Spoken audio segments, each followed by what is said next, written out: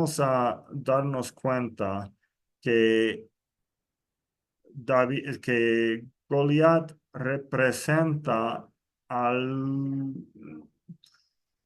algo más que un paladín que es enemigo de Israel.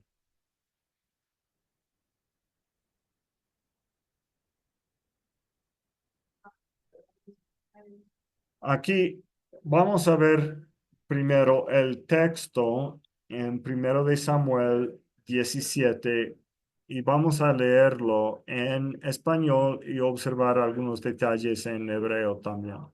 En versículo 1 dice, los filisteos juntaron sus ejércitos para la guerra y se congregaron en Soco, que es de Judá, y acamparon entre Soco y Aseca en Efes-Damim. Y aquí los nombres tienen importancia en la historia. No se incluyen en la Biblia. La Biblia, yo, yo creo que la Biblia nunca incluye un detalle sin que tenga un significado importante para el mensaje teológico del pasaje, inclusive el nombre del lugar. Muchas veces cuando vemos el lugar, eh, el nombre de tal, tenemos que pensar, ¿qué más sucedió ahí en la historia de Israel? Tal vez algo antes sucedió y tenemos que pensar en ello. O en este caso, yo creo que no es por lo que sucedió antes, sino por el significado del nombre. El sentido de Soco, ahí pueden ver ah, el término escrito en hebreo. Ah, el significado de Soco es arbusto de espinos. Entonces, ¿quiénes se congregaron donde los espinos?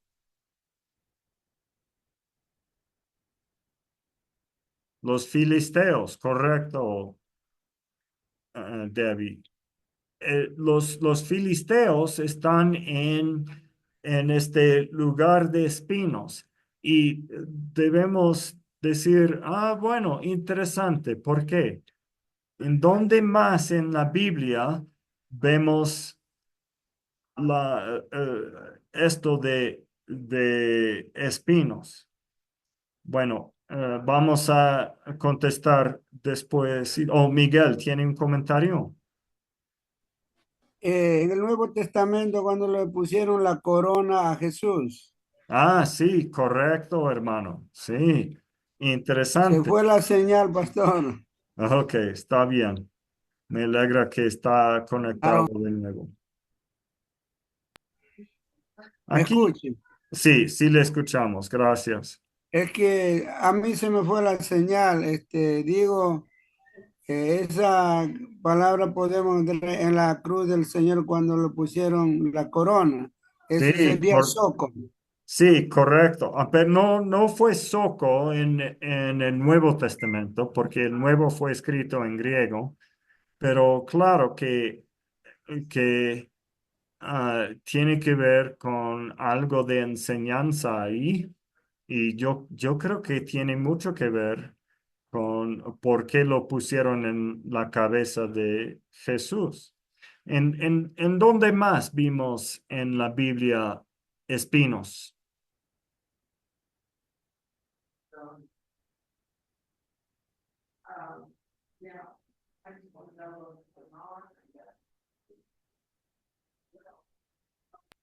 No sé si estoy bien o mal, pero corríjame cuando le sacó a Adán del huerto del Edén y le dijo, y crecerán cardos y espinos, algo así. Correcto, Sabrina. Justo en eso estoy pensando. Ah, Pastor, se me va la señal, casi le escucho poco y luego no le escucho. ok. Bueno, ¿Qué- voy a ver la grabación. Eso sí, hermano. Si prefiere Al desconectarse de la ahora, cámara. usted tiene justificación. Si quiere desconectarse y esperar para la grabación, no hay problema. Sí, Sabrina, muy importante. Yo creo que podemos aprender el significado del pasaje de Jesús, tanto como este pasaje, recordando que se mencionan espinos en la vida de Adán. Los espinos son parte de la maldición sobre la tierra y es consecuencia del pecado. Y aquí los filisteos están en un lugar que demuestra el resultado de pecado, inclusive la maldición.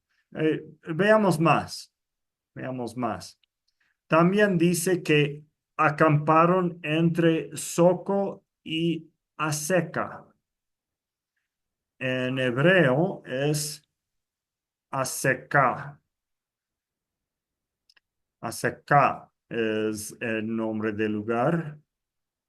Y Aseca es, es del verbo asak. Asak no conocemos, no lo hemos estudiado, pero significa desherbar o cultivar. Y esto también tiene que ver con la maldición sobre Adán, ¿no?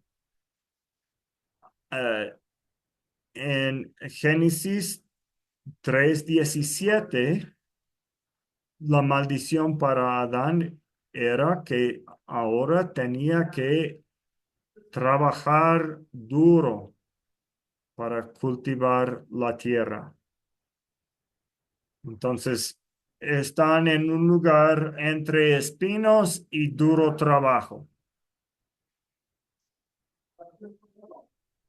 Además, dice que están en Efes Damim. Efes Damim. Aquí lo tenemos en hebreo. Esta palabra conocen, Damim. ¿Qué significa Damim?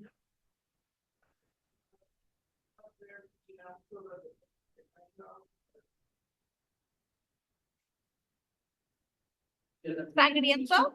Sí, sí, correcto. Pero no solamente sangre inocente, sino violenta, ¿no es cierto? Entonces, ah, y Efes no hemos estudiado, pero Efes significa fin o límite, el fin, el límite, el borde de un lugar. Entonces, están en el fin de la matanza. un poco, un poco extraño que, que, que están en un lugar así, pero creo que también tiene que ver con el sentido del pasaje, nombrando eh, en dónde están y qué tipo de lugar es, porque los filisteos no están en un lugar bueno. Comparemos el siguiente versículo, versículo 2 habla de Israel. Ellos están en otro lugar. Saúl y los hombres de Israel se juntaron y acamparon en el valle de Ela. Aquí está en hebreo. Ela. Ela, ¿qué quiere decir? ¿También un lugar feo? No. El valle de Ela significa Valle del Encina. ¿Ustedes saben qué es un encina?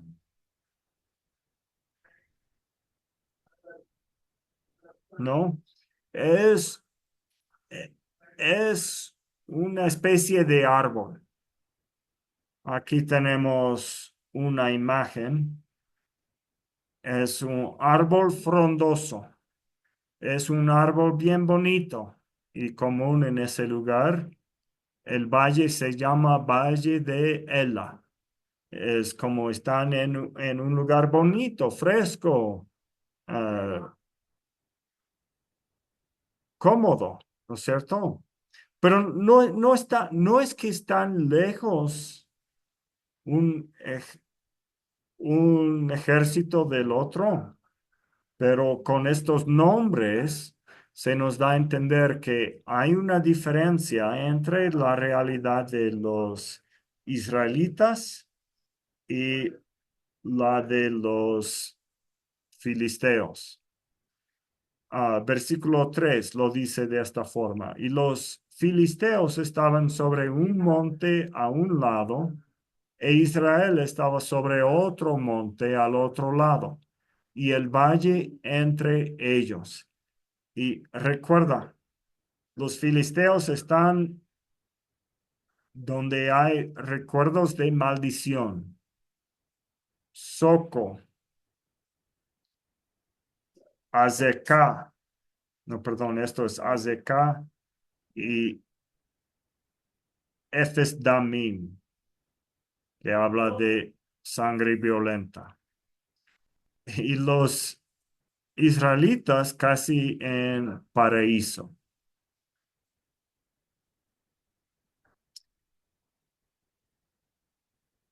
Y, dándonos a recordar bueno, y todo esto quiero comentar que nos hace recordar de Edén, el huerto de Edén, ¿no?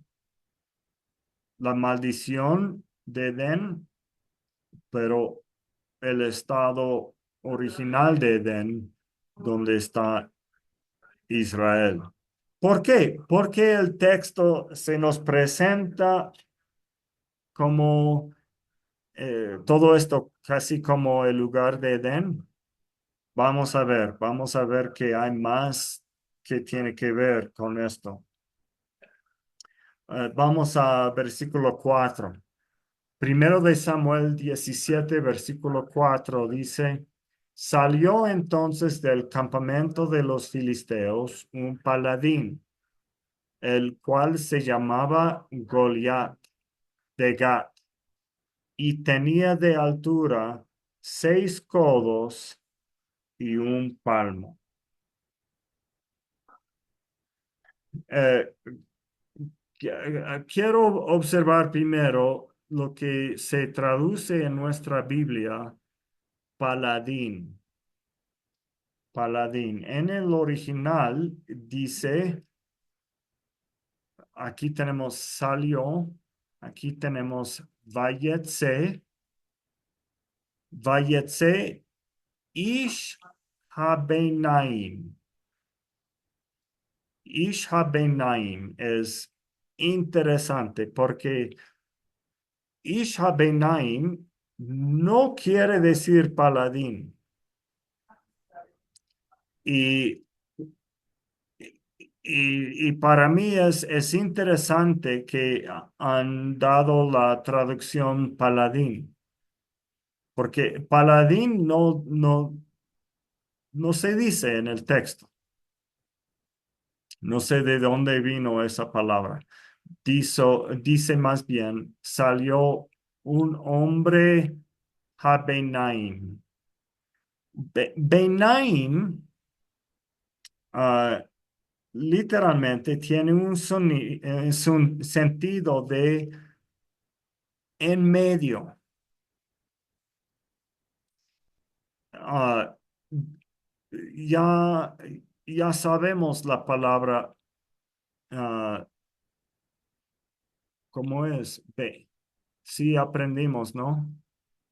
Ah, Betoch es una palabra, pero el otro es Bain. O no aprendieron. No me acuerdo. Si ya aprendieron la palabra Bain, significa entre. Se puede decir eh, entre tú y yo.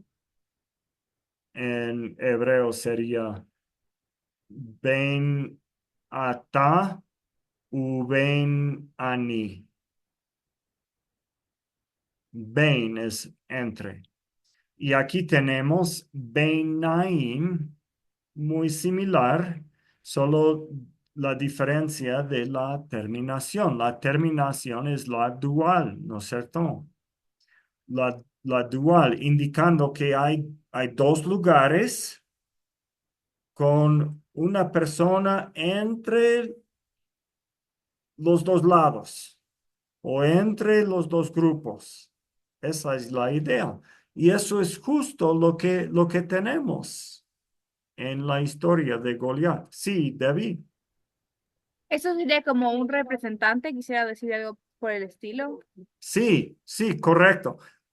Pero, o sea, creo yo que la idea es, claro que es un representante de los filisteos en cierto sentido, pero creo que la idea es más casi como la de un intermediario, ¿no? Y que sirve como representante, pero casi como representante de los dos lados. Y, y obviamente Goliat no está funcionando a favor, no está sirviendo a favor de los israelitas, pero está en este momento eh, como el intermediario entre dos grupos para ver, para ayudar a encontrar quién va a salir ganador, ah, y qué va a ser el resultado de esta batalla. Entonces, eso es el sentido aquí. Es que la existencia y el futuro de Israel se decide por él, por Goliat. Eh, y no se olvidan, tenemos esto. Tenemos por un lado la maldición, por otro lado el paraíso. Y el Ish Beinaim está entre los dos lados. Y él decide el futuro de Israel. Si Israel va a seguir en el paraíso o si se lleva a la maldición. Esto nuevamente nos hace pensar en Edén, ¿no es cierto? Justo lo mismo, en Edén tenemos un momento de decisión que, que decide el futuro de toda la raza humana, que sabemos que quedaron con la maldición después del conflicto de Edén. Y aquí con Goliat tenemos una repetición del conflicto de Edén. Y Goliat sirve como la serpiente de Edén. La serpiente en Edén estaba entre los dos lados, invitando a Adán y Eva a que pasen al otro lado. Y Goliat, vamos a observar más detalles que apoyan esta interpretación. Goliat está tomando la Pastor función David, de la serpiente. Sí, Miguel. En Reina Valera dice paladín, pero en otras versiones no dice paladín. Ah, ¿qué dice que ha visto? Dice, luego Goliat, un campeón filisteo de Gad, salió de entre las filas de los filisteos para enfrentarse a las fuerzas de Israel. Medía casi 3 metros. Ok, sí, sí, sí. Claro, me acuerdo de eso. Pero tampoco dice campeón. Porque si fuera campeón, mi expectativa sería que tengamos en hebreo la palabra gibor, ¿no? Vayetze gibor mi machanot filistim. En otra versión dice, un famoso guerrero oriundo de Gad salió del campamento filisteo. Su nombre era Goliat, tenía una estatura de casi 3 metros. Ajá.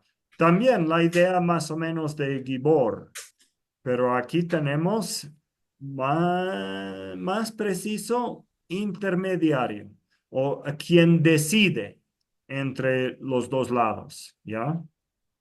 Eso es lo más preciso y tal vez no hay una versión que diga exactamente eso y lo podemos observar aquí en el hebreo.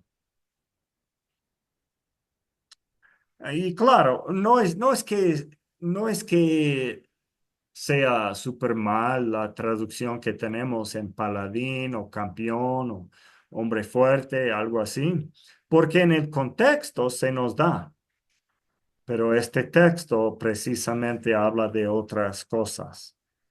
Listo. Quiero seguir mencionando otra cosa en este versículo. Yashtayt. Tenemos el, tenemos la palabra, el nombre de Goliat, que aquí vemos en el texto hebreo, Goliat, ¿no? Ya aprendimos leer este nombre, pero es interesante observar algo sobre Goliat, el nombre. Aquí tenemos un verbo en hebreo. Observen el verbo glot, glot se dice, pero aunque suena diferente, observen qué tan similar está en aspecto, especialmente cuando consideramos que originalmente no hubo vocales. La única diferencia está en esta letra.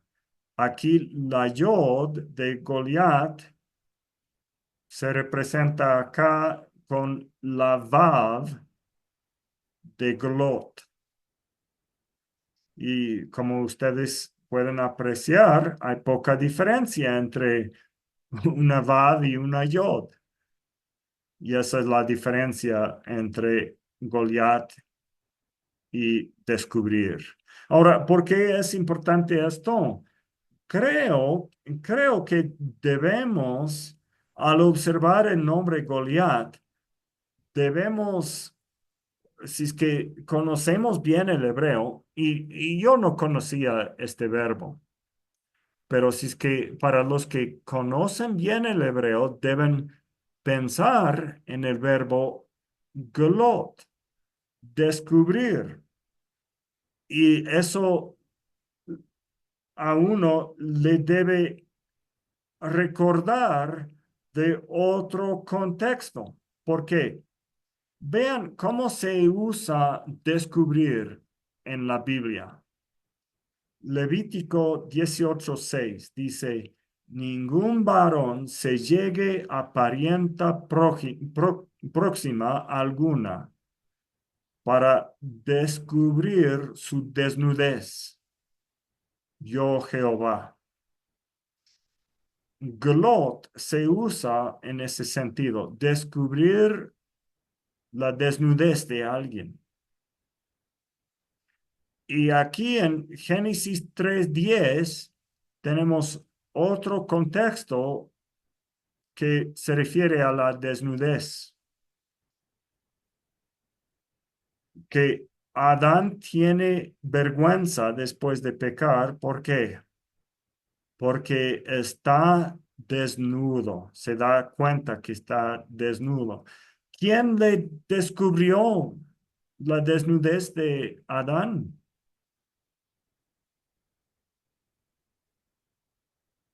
Principalmente la serpiente, ¿no es cierto? Que descubrió su desnudez. Y ahora tenemos, otra vez digo, tenemos una nueva serpiente en Goliat que está queriendo descubrir los israelitas, transfiriéndoles del paraíso a la maldición. Interesante, ¿no? Pero hay más, hay más.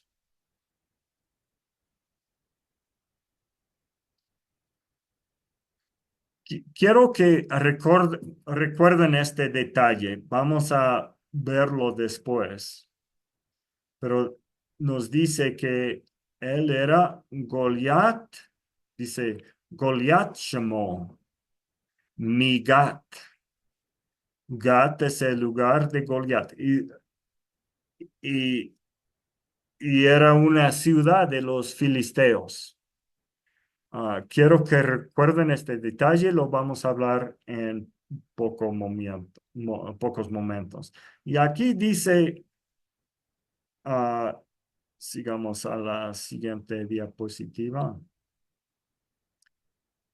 Salió entonces del campamento de los filisteos un paladín, el cual se llamaba Goliat de Gat, y tenía de altura 6 codos y un palmo. Aquí podemos observar el Códice Alepo. Ah, mi Mahanot Filistim, Goliat Shemo, mi Gat, dice.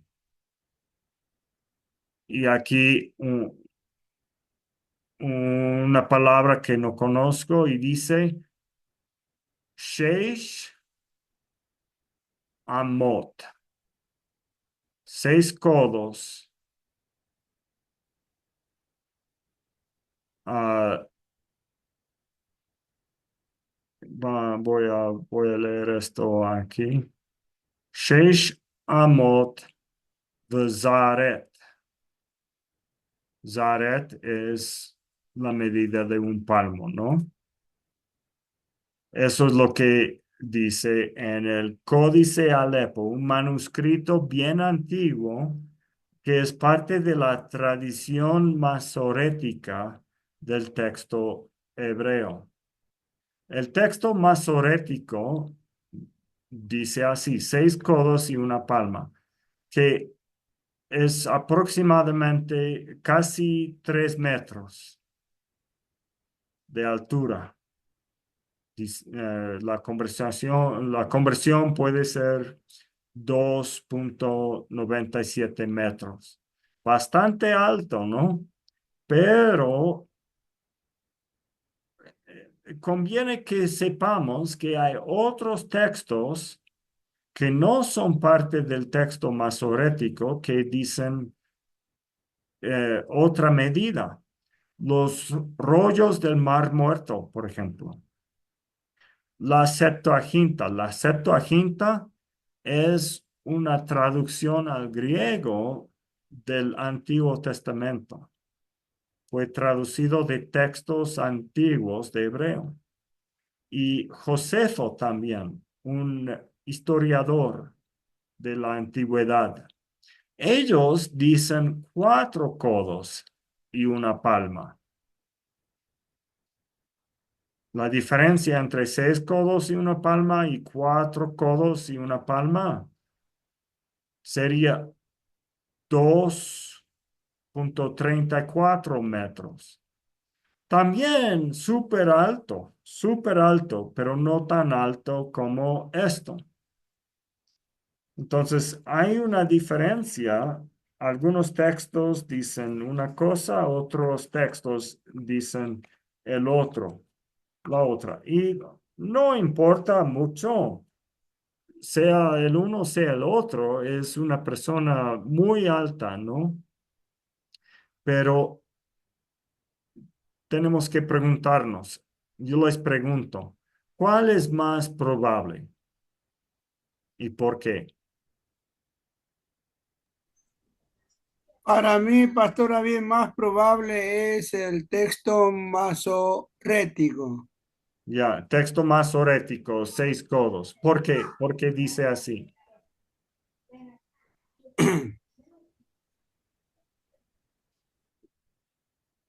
Se apagó su micrófono. Para mí creo que más cerca está el texto masorético, 6 codos, 2,97, porque la mayoría de las traducciones dice casi 3 metros. Ajá, ok. Ya. No, Listo. ¿Otra idea? yo pensaría que sería la segunda opción, ya que los rollos del Mar Muerto son las que están más cercanas al tiempo que fue escrita, los más cercanos al original del Sí, tiempo, ya que también está no solo los rollos del Mar Muerto, sino Josefo y la otra. La Septuaginta. Ajá, puede pasar que se escribió mal en algún momento y se siguió. sí, sí, bien dicho, Debbie. Sí. O sea, estos textos son más antiguos, aunque el texto masorético viene de la antigüedad también. Es posible que se corrompió el texto después y aquí tenemos algo eh, probablemente más antiguo. Además, además, puedo imaginar, sería más fácil exagerar con el tiempo. Si alguien quería exagerar, puso 6. O si solamente copió mal, bueno, puede ser.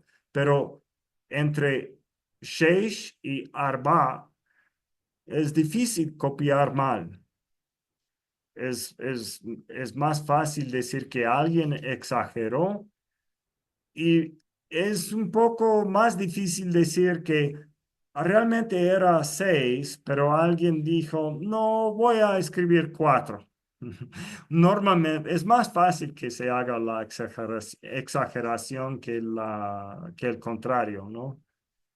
Bueno, como digo, no importa, pero ah, sí vale que tengamos consciente que existen los dos textos, pero igual, al fin y al cabo, el sentido es igual, que era una persona muy alta. Versículos 5 y 6 aquí. Ahora llegamos a algo muy interesante. Hablando de Goliat, dice, y traía un casco de bronce en su cabeza, y llevaba una cota de malla, y era el peso de la cota 5,000 ciclos de bronce. Sobre sus piernas traía grebas de bronce y jabalina de bronce entre sus hombros. Ahora, si no fuera tan obvio por el color que yo puse ahí, les haría la pregunta, ¿qué, qué se nota de este texto que es un poco extraño? Se repite 4 veces aquí la palabra bronce. Y creo que en otro versículo un poco más allá se repite nuevamente. Eh, no es, no. Cuando se repite una palabra en la Biblia, muchas veces es a propósito para lograr algo. Y aquí como que se está resaltando una palabra para que observemos algo importante. Aquí tenemos la palabra en hebreo es nehoshet. Nehoshet significa bronce. Y era, era posible escribir esto sin usar nehoshet. Sería válido decir y traía un gran casco en su cabeza, llevaba una cota de malla. Se podía decir el peso era 5,000 ciclos, nada más. ¿Por qué hay que decir bronce? En sus piernas traía grebas y jabalina entre sus hombros. No es necesario el término bronce, pero está incluido para que observemos algo. Y quiero que observen lo siguiente. Estas dos palabras, Nehoshet es bronce y Nahash es serpiente, ¿no es cierto? Tenemos las mismas consonantes con la adición de Tav para Nehoshet. Y no se olviden que originalmente ni había vocales escritas. Entonces, solamente con la adición de una letra en bronce, al mencionar bronce, especialmente en todo lo demás que hemos visto en el contexto, debemos estar pensando en Edén y el gran enemigo que se asomó en Edén. En Edén, después del primer pecado, Dios hizo una maldición a la serpiente, diciendo, pondré enemistad. Enemistad es la clave aquí entre ti y la mujer, y entre tu simiente y la simiente suya. Esta te herirá en la cabeza y tú le herirás en el calcañar. Va a haber dos heridas, dice. Una herida en el calcañar y otra en la cabeza de la serpiente. Uno hiriendo a otro. Y esto fue prometido en Génesis 3:15. Y ahora tenemos el Nahash. El Nahash se asoma con mucho Nehoshet para desafiar al pueblo de Dios.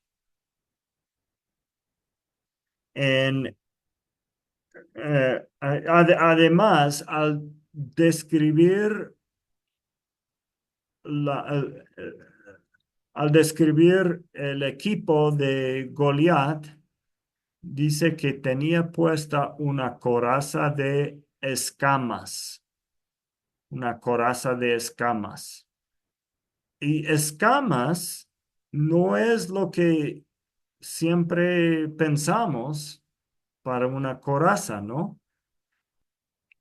Y ni tampoco en ese entonces. Esto no es la forma normal de escribir una coraza, pero describe la coraza de escamas. ¿Para qué? Yo pienso que es para hacernos pensar en la serpiente. Otra vez, porque las serpientes tienen escamas, ¿no es cierto? En hebreo, escamas se dice kashkashim, perdón, kaskasim, con sin. Me gusta esta palabra, cascas, en singular, ¿no es cierto?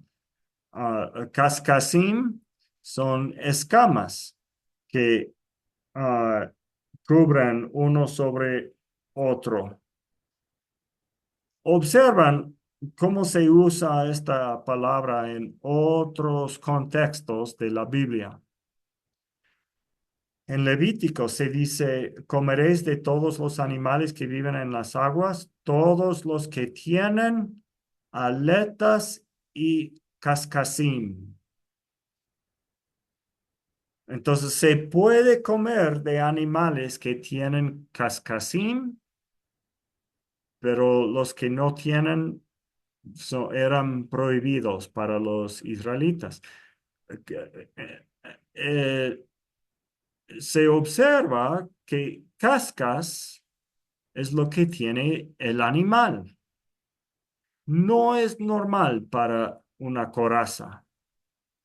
En Ezequiel 29:4, pondré garfios en tus quijadas y pegaré los peces de tus ríos a tus escamas. ¿A quién habla Dios en este contexto?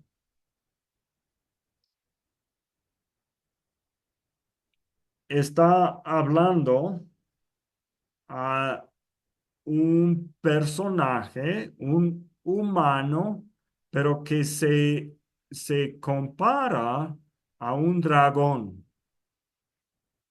El, el propósito de usar la palabra cascas es para decir que es como una bestia. No es un humano, es el faraón, el rey de Egipto, pero se describe en términos como un dragón, una bestia. Dice, y te sacaré de en medio de tus ríos, y todos los peces de tus ríos saldrán pegados a tus cascasín.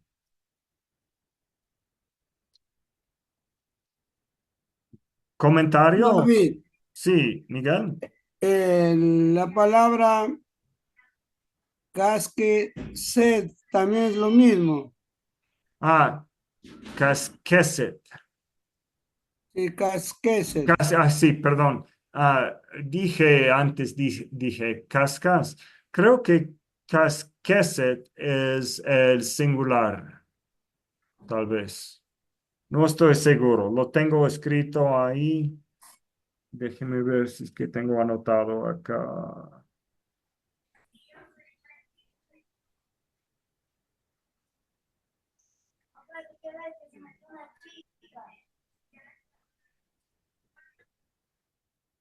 Yo creo que casqueset es el singular. Podemos confirmar después con un diccionario de hebreo. Pero cascasim es lo que se usó en 1 Samuel 17.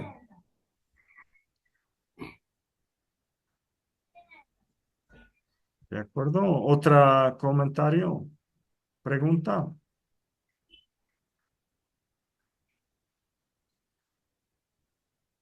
Eso Sigamos. quería Sí, entender nada más, pastor. sí, está bien, Miguel. Gracias la pregunta. Entonces, ¿qué implica esto? Se describe a Goliat como una culebra gigante, hasta con escamas. Una culebra que quiere atacar a la simiente. Esto es lo que tenemos.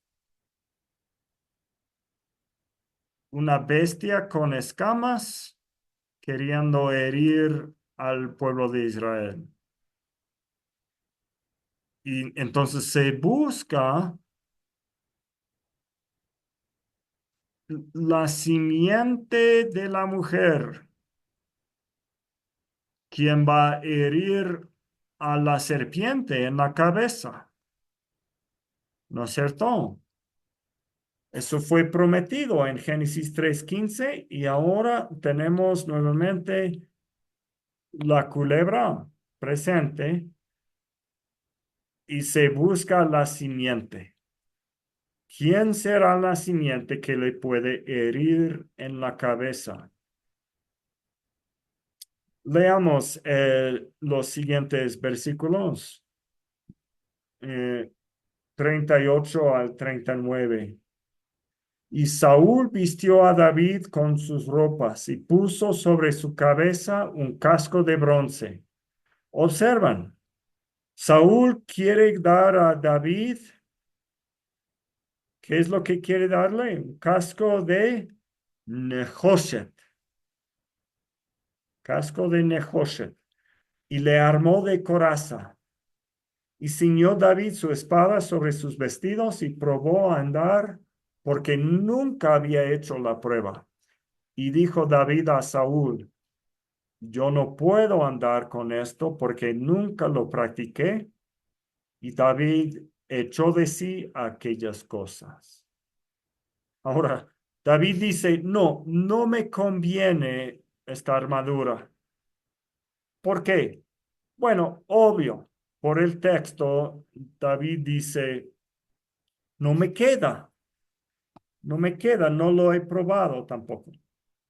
Pero es otra cosa, creo yo, aunque David no sabe todavía, pero la persona que escribió este texto nos da a entender que David no podía poner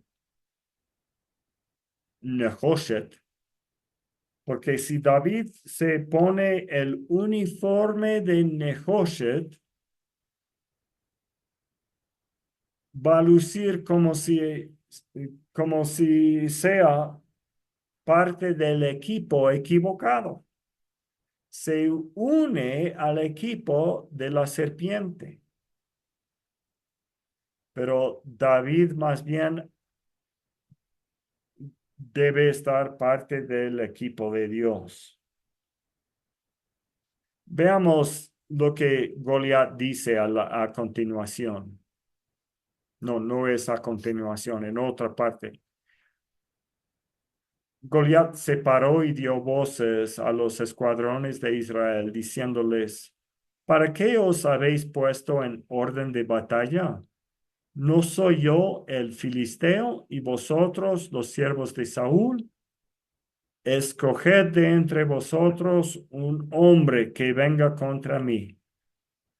Si él pudiere pelear conmigo y me venciere, nosotros seremos vuestros siervos. Y si yo pudiere más que él y lo venciere, vosotros seréis nuestros siervos y nos serviréis.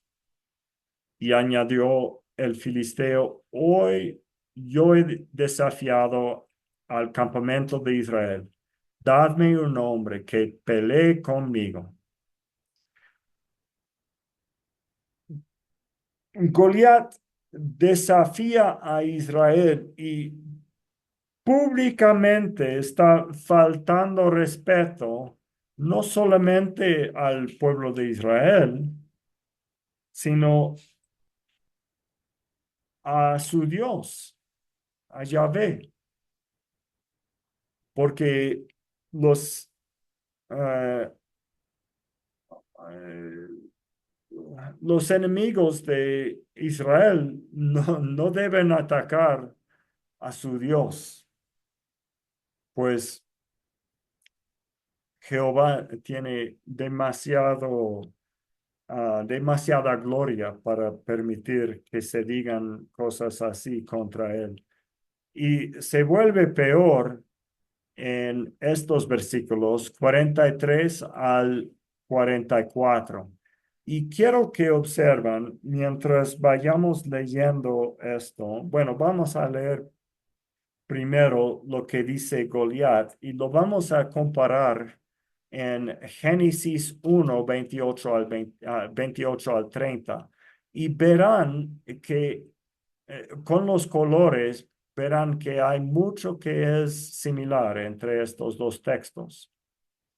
Y dijo el filisteo a David, ¿soy yo perro para que vengas a mí con palos? Y maldijo a David por sus dioses. Dijo luego el filisteo a David, ven a mí y te daré tu carne a las aves del cielo y a las bestias del campo. En Génesis 1, 28 al 30, habló Dios. Dice, y los bendijo Dios. ¿Se dan cuenta? Esto es contrario a lo que dijo Goliat, maldiciendo. Maldijo, bendijo. Aquí Goliat menciona sus dioses. En Génesis 1 es Dios quien habla. Y les dijo acá también, fructificad y multiplicaos, llenad la tierra y sojuzgadla, señoread en los peces del mar, en las aves del cielo, de los cielos y en todas las bestias que se mueven sobre la tierra. Y dijo Dios, he aquí que os he dado. Dios ha dado, dice. Goliat dice que quiere dar también. Interesante. Goliat se pone en el lugar de Dios. Dios ha dado, pero Goliat quiere dar también. ¿Qué ha dado Dios? Toda planta que da semilla. Goliat quiere dar carne.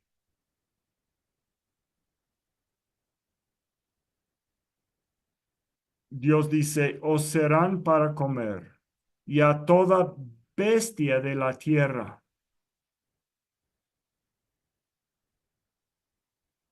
Las plantas están para las bestias también.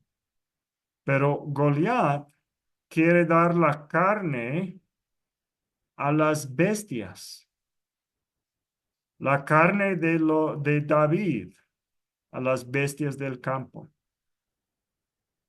Y Dios también mencionó todas las aves de los cielos que también van a comer las plantas. Pero Goliat va a dar la carne de David a las aves del cielo. Entonces, algunas cosas similares aquí, ¿no es cierto? Similares, pero contrarias. Que Goliat está tomándose el lugar de Dios y en vez de bendecir, está maldiciendo. En vez de proveer buena comida, está dando la carne de sus enemigos a los animales y las aves. Entonces, Goliat se atreva a tomar el lugar de Dios, pero de una forma ah, bien mala. ¿Comentarios?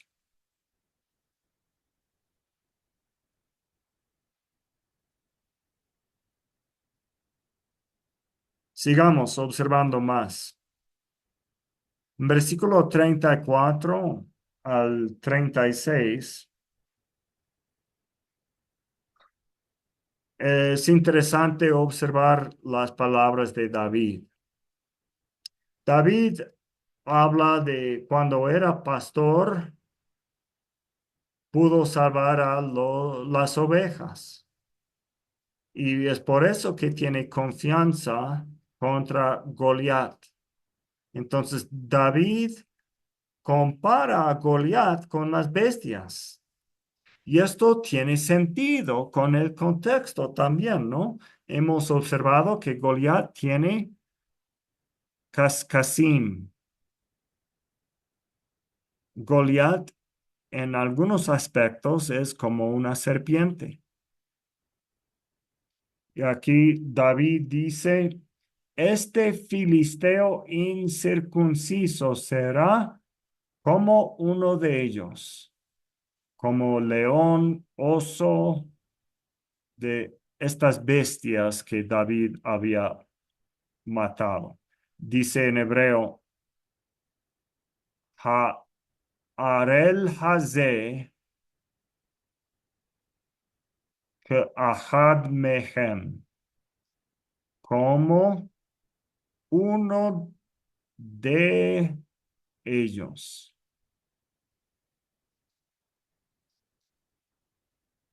Goliat, en las palabras de David, es como una bestia, confirmando las interpretaciones que estamos sacando sobre Goliat y su carácter. Bueno, aconteció que se encuentran en la batalla. David toma una piedra y la tiró hacia Goliat, ¿no es cierto? Le da en la cabeza con la piedra y le corta la cabeza con una espada. Vamos a observar más detalles en todo esto. Específicamente versículo 49. Sacó la piedra David e hirió al filisteo en la frente. En la frente. Primero, vale observar que se trata de la cabeza, que fue la promesa de Dios que un hijo de Eva le daría a la serpiente en la frente. La piedra se hundió en su frente, se hundió. Y esto es interesante a la luz de Éxodo 15:5. Faraón también, en este contexto, Faraón se compara a la serpiente de Edén. Y no vamos a tomar todo el tiempo ahora para hacer las comparaciones de eso. Pero las aguas profundas se los tragaron a Faraón y su ejército. Como piedras se hundieron en los abismos. En este texto también se habla de piedras que se hunden. Y esta piedra se hundió en la frente de Goliat. Interesante, ¿no? Goliat se compara a los enemigos de Dios en otro lado también. Eh,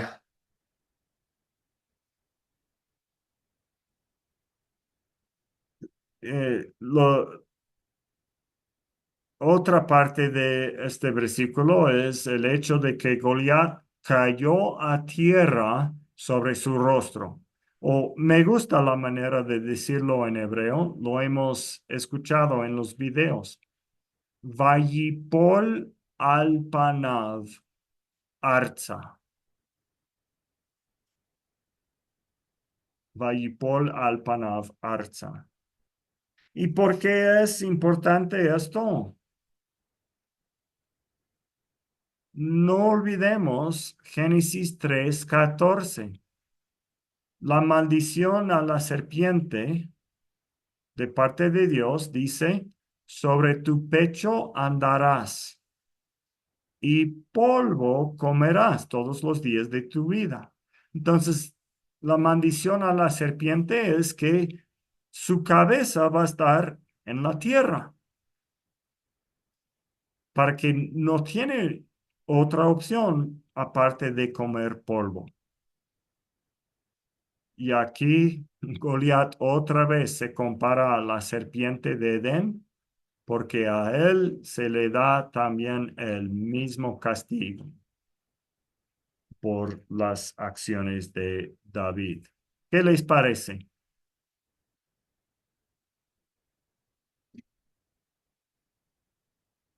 Buenas noches, Olga.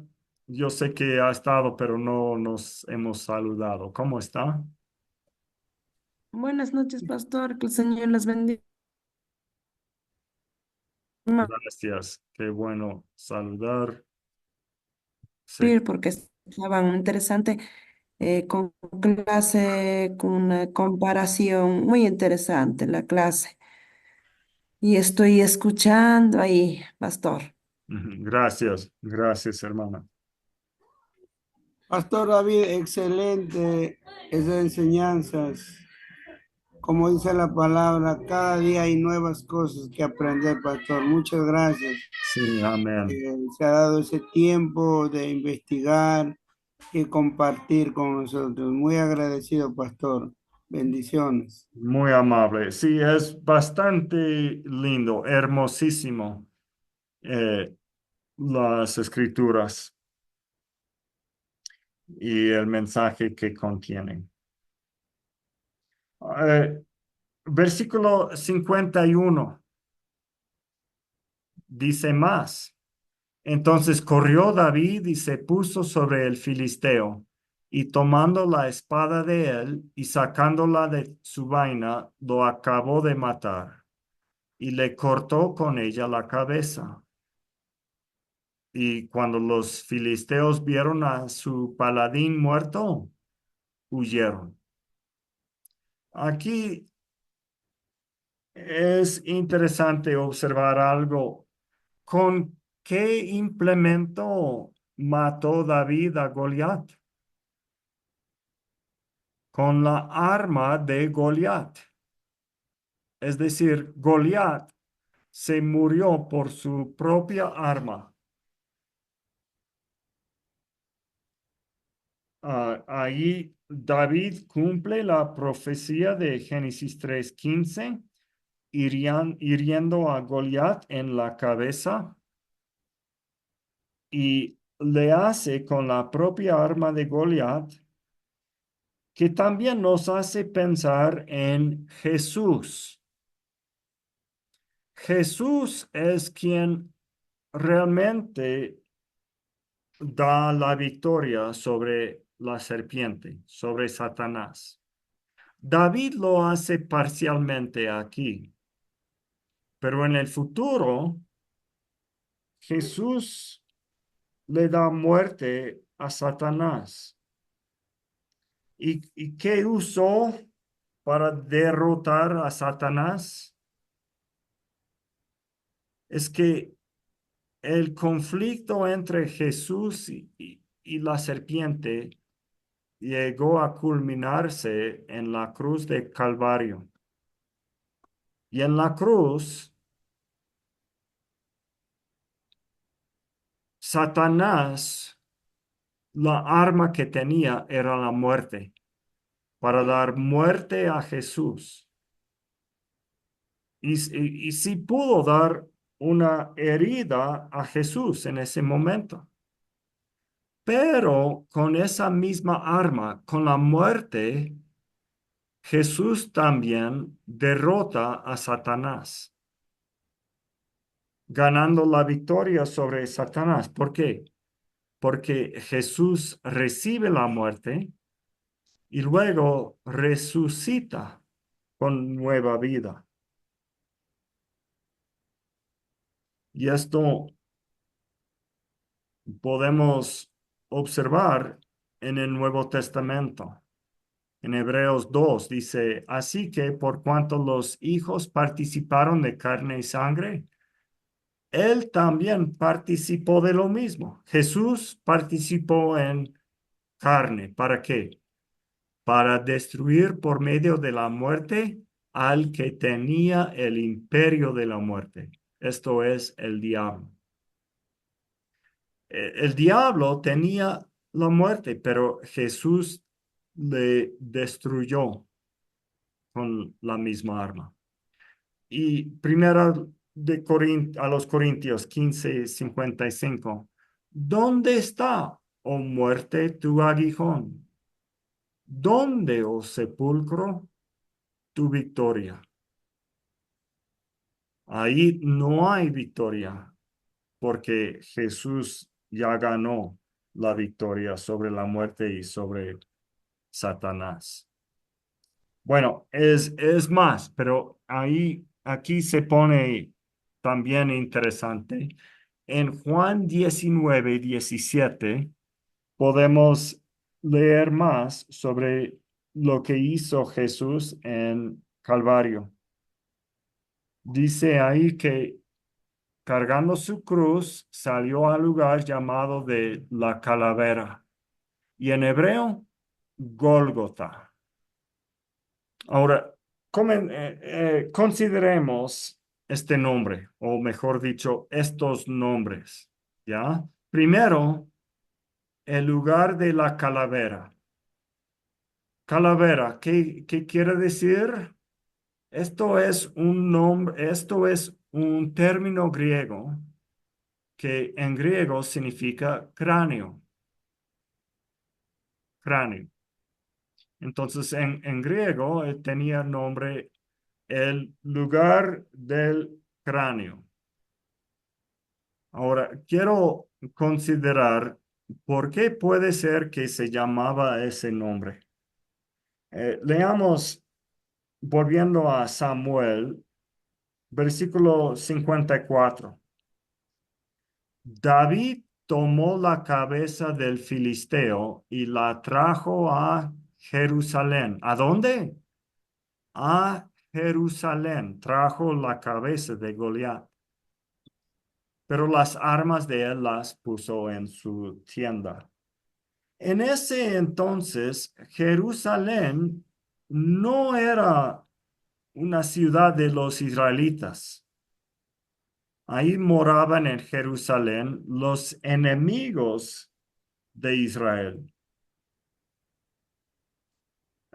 Pertenecía a los jebuseos. Esto podemos observar en 2 de Samuel 5, 6 al 7, que esto es ah, después de Goliat.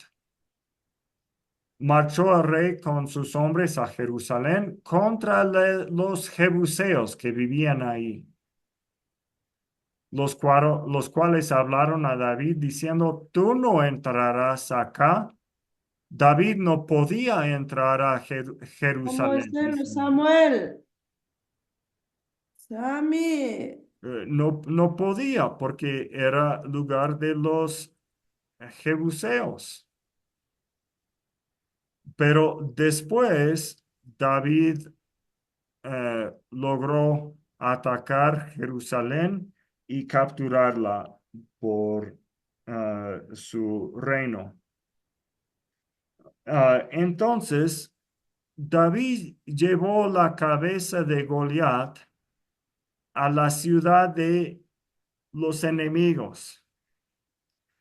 Y no sabemos exactamente qué hizo ahí, pero podemos adivinar, especialmente por lo que se nos cuenta en Primera de Crónicas 10, 8 al 10. Esto era en la época de Saúl, justo en la misma época que David está atacando a Goliat, cuando Saúl era rey, ¿no? Dice, sucedió al día siguiente que al venir los filisteos a despojar a los muertos, hallaron a Saúl y a sus hijos tendidos en el monte de Gilboa. Y luego que le despojaron, tomaron su cabeza y sus armas y enviaron mensajeros por toda la tierra de los filisteos para dar las nuevas a sus ídolos y al pueblo. Y pusieron sus armas en el templo de sus dioses y colgaron la cabeza en el templo de Dagón. Aquí otra vez se habla de las armas y la cabeza. Y se nos da un poco más de detalles en comparación a lo que se nos cuenta en el caso de Goliat. Esto no habla de la cabeza de Goliat, pero sí habla de la costumbre que tenían en ese entonces cuando ganaron una victoria sobre el enemigo. Yo pienso, aunque no es cierto, pienso que es muy posible cuando David llevó la cabeza de Goliat a Jerusalén. Creo que es probable que David colgó la cabeza de Goliat afuera de Jerusalén. No podía entrar a Jerusalén, pero afuera de Jerusalén como amenaza a sus enemigos, los jebuseos. David dice, vean lo que hice a Goliat, haré lo mismo a ustedes. Entonces, probablemente David puso la cabeza ahí para que vean en las afueras de la ciudad esta cabeza como amenaza. ¿Y dónde estaba Calvario? En las afueras de Jerusalén. Jesús fue crucificado, dice, en el lugar del cráneo. Posiblemente Jesús fue crucificado en el lugar donde se colgó en antaño la cabeza de Goliat. ¿Me explicó? Aquí no estoy hablando de certezas. Todo lo que he dicho antes de este punto, todo podemos sacar directamente del texto. Aquí tenemos que considerar posibilidades y no estamos seguros, pero tiene mucho sentido, por lo menos. Y si no es cierto, esto no destruye lo que vamos a sacar como conclusión, pero pienso que es muy posible que Jesús murió en el lugar donde David colgó la cabeza de Goliat. El otro nombre para este lugar es Gólgota. ¿Y por qué nombre Gólgota en hebreo? ¿Qué quiere decir Gólgota? Gólgota no quiere decir cráneo en hebreo, porque podríamos pensar así, ¿no? Pero no, Gólgota no quiere decir cráneo, no tiene ese significado. Nadie sabe con certeza el significado de la palabra, pero se nos ha propuesto una posible interpretación que es la siguiente. Vean, recuerdan, ya les dije, no se olviden de dónde era Goliat. Se llamaba Goliat de Gat. Y tomando estas dos palabras, Gol y Gat, tenemos algo muy similar a Gólgota. Gólgota, ¿no es cierto? ¿Será?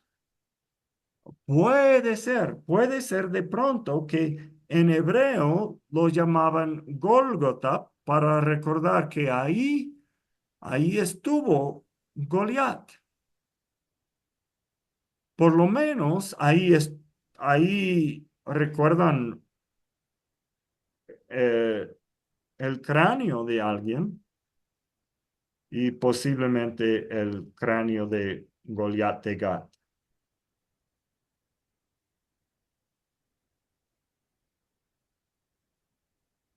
Por eso pienso que Juan 19:17 es muy interesante.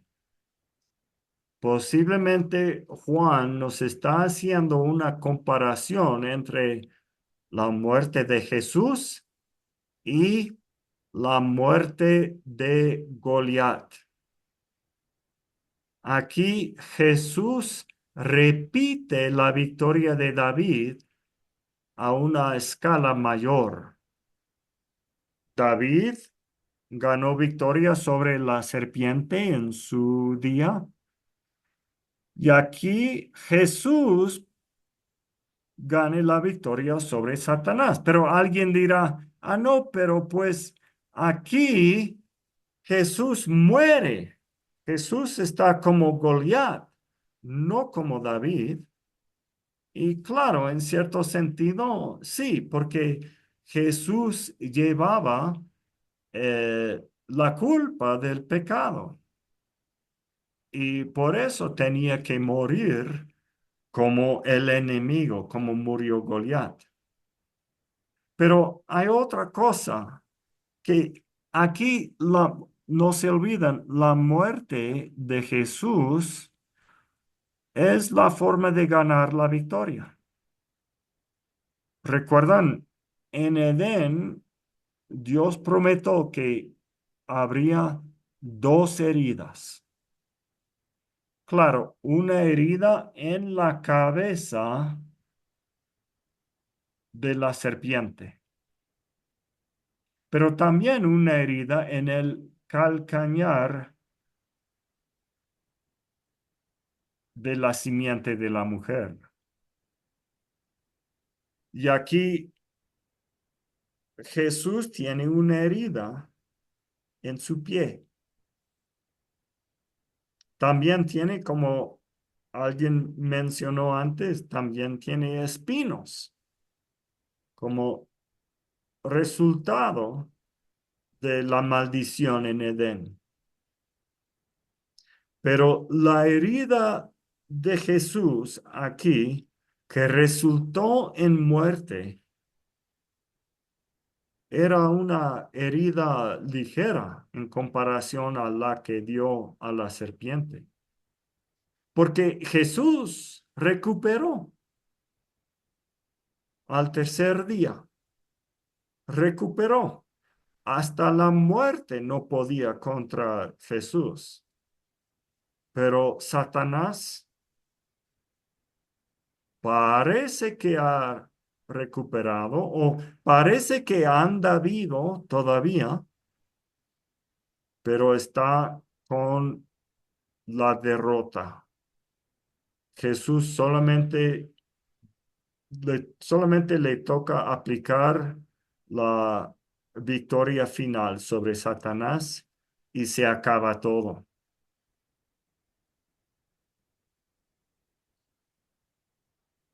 Para concluir, queremos considerar dos cosas más. Primero, ¿para qué fue escrito la historia de David y Goliat? No es principalmente para animarnos a nosotros a destruir los gigantes en nuestra vida. O sea, si usted ha escuchado decir, usted puede contra los paladines en su vida, sea como un David. No, eso no es el mensaje principal. Consideremos el término Mashach en hebreo. Mashach es ungir. Mashiach quiere decir el ungido. Y David fue ungido. Fue ungido como el rey de Israel. Y David pudo conquistar al enemigo. Pudo dar vida al pueblo de Dios, que estaba entre el paraíso y la maldición. Y lo que hizo David fue excelente, lindísimo, pero no nos enseña que nosotros tenemos esa posibilidad también. Lo que nos enseña es que debemos esperar el verdadero y perfecto David, el postrero David, el último Mesías, Jesús, quien lo puede hacer de forma perfecta. Jesús también es el ungido, el Mesías, que conquista al enemigo y da vida al pueblo de Dios.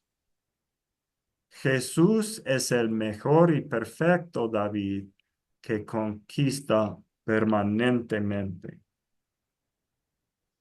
Y ahora nosotros somos seguidores de Cristo y por supuesto queremos seguir el ejemplo que nos ha dado.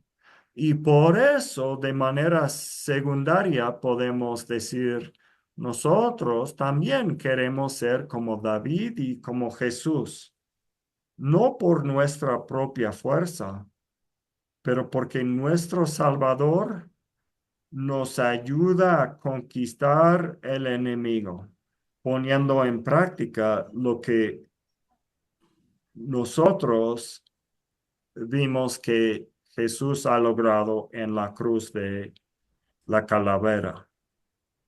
Y aquí tenemos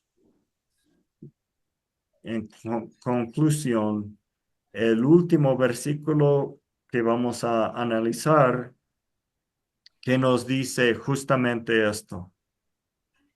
Romanos 16:20 dice, y el Dios de paz aplastará en breve a Satanás bajo vuestros pies. ¿A quién habla? Pablo habla a los romanos, diciendo que ellos van a herir a Satanás, a la serpiente. Esa es el deber de los seguidores de Jesús, quienes tenemos toda la victoria y todo el poder que Él ha ganado sobre el enemigo. Y podemos continuar su obra y ser parte de la conclusión de la misma. Entonces, siempre, o sea, poco a poco voy captando más de estos detalles en Primera de Samuel 17 y en otros pasajes, pero usando muchas veces el hebreo para poder captar mejor el significado que hay detrás del texto. Y el texto del Antiguo Testamento, el texto del primer testamento de nuestra Biblia, nos enseña principalmente sobre nuestro Salvador Jesús. Está por todas partes de la Biblia. Yo creo que todos los capítulos del Antiguo, tanto como el Nuevo Testamento, presentan de una manera u otra a Cristo.